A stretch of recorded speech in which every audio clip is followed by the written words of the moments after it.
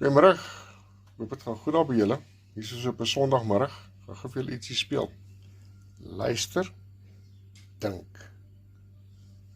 Tussen die lyne. Omdat die staat reguleer die siekte.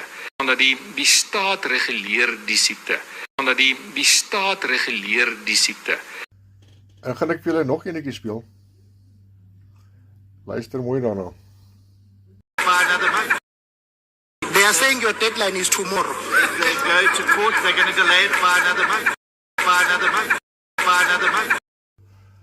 Nou, ek het dinge 'n paar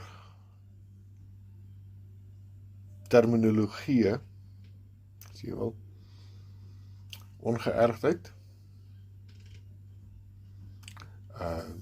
stupidheid, draak my in die agtigheid, beslis, en 'n paar ander wat in dieselfde kategorie val. Maar nou, toe ek na hierdie ding luister gisterand, toe dink ek myself, ek het geskiedenis op skool gehad. En iewers langs die pad was daar 'n vrou wat gesê het, as hulle nie brood het nie, laat hulle dan koek eet. Nou, jy, Johnny Boy, is die een wat daardie woorde geuiter het, veral toe hy koppie so val en die skouertjies so het gaan te sê, daai ou wat langs jou sit, hy smaal net so lekker.